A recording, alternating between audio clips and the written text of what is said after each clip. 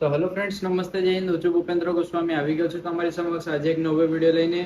તો એક ભાઈએ કમેન્ટ કરીને કીધું હતું કે જે ભરતીનો વિરોધ કરે છે, જે પ્રશ્ન પૂછાયા હતા વ્યાકરણના, એનો વિરોધ કરે છે, એના ઉપર એક વિડીયો બનાવો. તો આજે આપણે એના ઉપર ચર્ચા કરવાના છીએ. કેમ જે વિદ્યાર્થીને છે એ વ્યાકરણના 10 માર્ક્સ નહીં મળી શકે કે 5 માર્ક્સ જેટલા પણ માર્ક્સ હોય એ કેમ નહીં મળી શકે, કે એનું શું થઈ શકે છે. તો આજના વિડીયોમાં આપણે એ જ ચર્ચા કરવાના છીએ.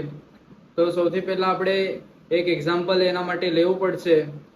તો વિદ્યાર્થી મિત્રો, આ ભરતીમાં એવું થયું છે, કોન્સ્ટેબલનું જે પેપર પૂછાયું હતું એની અંદર જે પાર્ટ એ છે એ અઘરું પૂછાઈ ગયું હતું. તો એમાં ઘણા બધા વિદ્યાર્થીઓના છે એ ક્વોલિફાઈંગ માર્ક્સ નથી થતા, અને બીજી બાજુ એવો વર્ગ છે કે જેમાં પાસિંગ માર્ક્સ લોકોના થઈ જાય છે. એટલા માટે એ લોકો પ્રશ્ન રદ કરવા માંગતા નથી. મોટાભાગના વિદ્યાર્થી મિત્રોનું જે ફેલ થયા છે પોલીસ કોન્સ્ટેબલની એક્ઝામની અંદર, તો એમાં એવું છે કે એ લોકોના પાર્ટ એ ની અંદર સારા માર્ક્સ થતા નથી, કે એ લોકોના ક્વોલિફાઈંગ માર્ક્સ જ નથી થતા. અને પાર્ટ બી ની અંદર એ લોકોએ સારું સ્કોર કર્યું છે અને એ લોકોના પાર્ટ બી ની અંદર સારા માર્ક્સ થાય છે.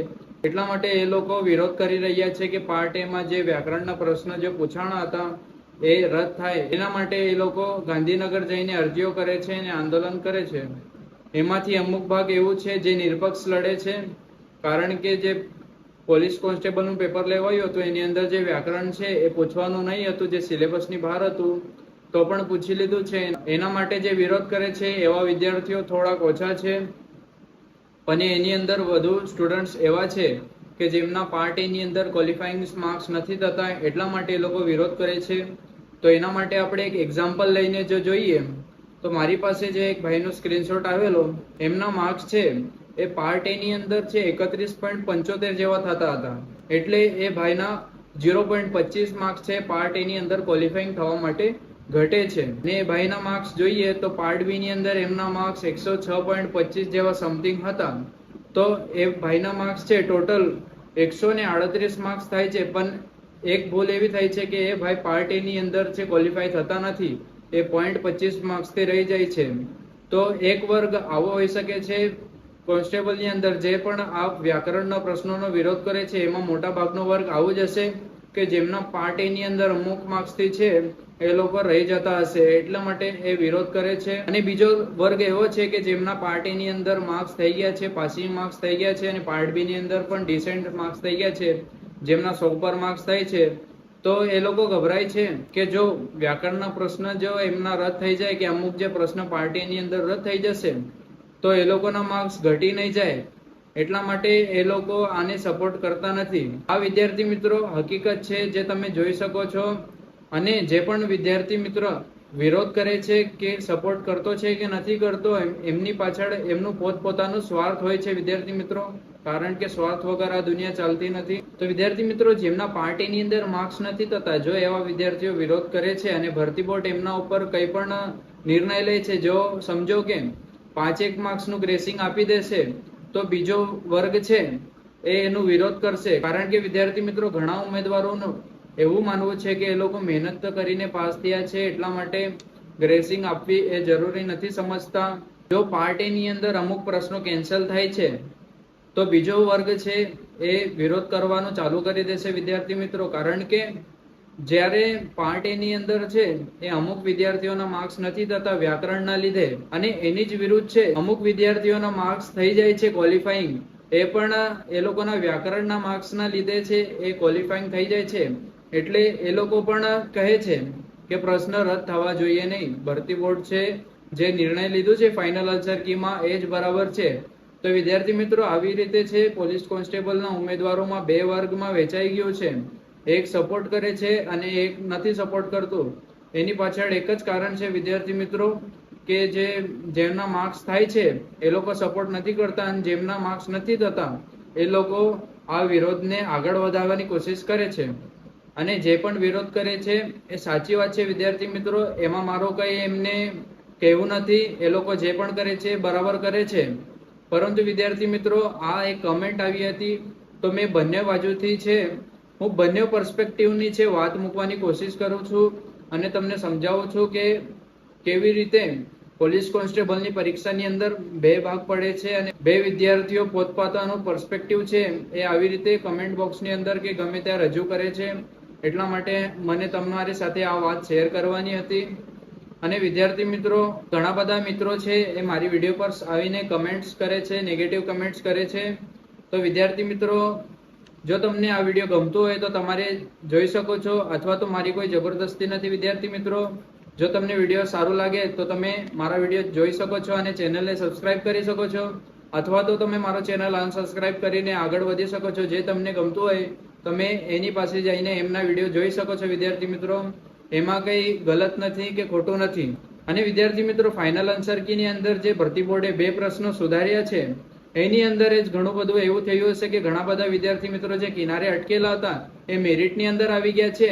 અને જે વિદ્યાર્થી મિત્રો છે 0.25 માર્ક્સથી એ લોકો બચી જતા હતા, એ લોકોના પ્રશ્ન કેન્સલ થયા પછી એ લોકોના માર્ક્સ ઘટી ગયા છે અને એ લોકો મેરિટથી બહાર થઈ ગયા છે.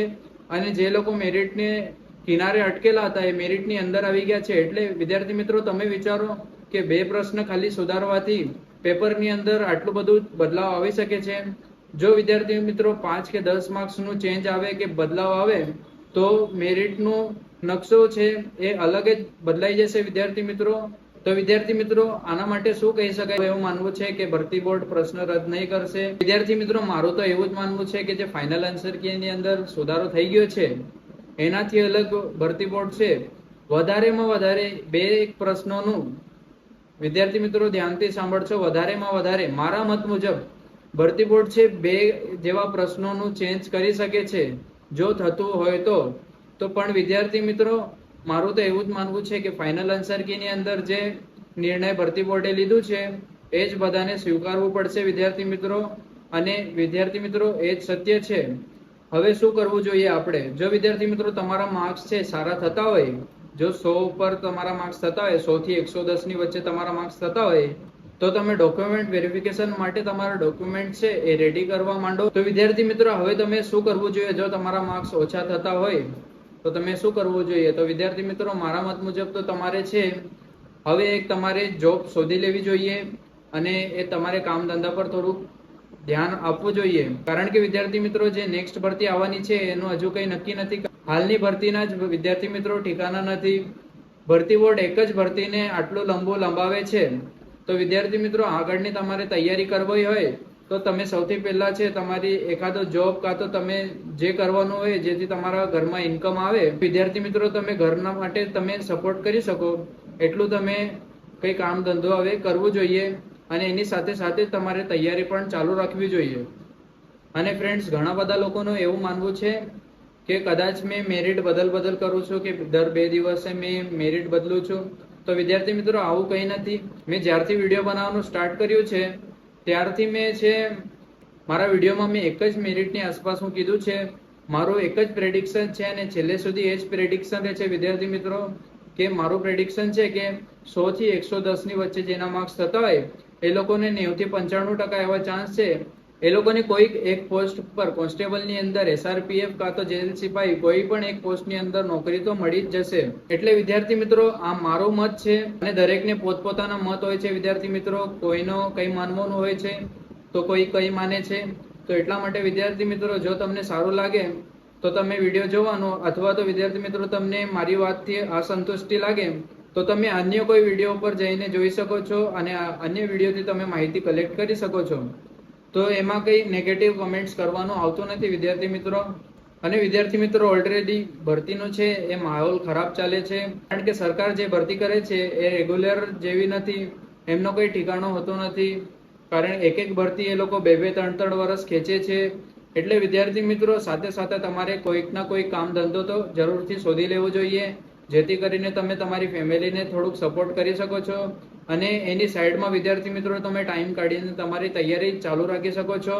અને જ્યારે પણ ભરતીની છે એ નોટિફિકેશન બહાર આવે અને ભરતીની કોઈક ફોર્મ ભરવાની તારીખ ચાલુ થાય ત્યારથી તમે ફૂલ તૈયારીમાં પણ લાગી શકો છો. તો ફ્રેન્ડ્સ, આ હતું આજનો વિડીયો. જો તમને વિડીયો ગમ્યો હોય તો ચેનલને લાઈક અને સબસ્ક્રાઇબ જરૂરથી કરજો.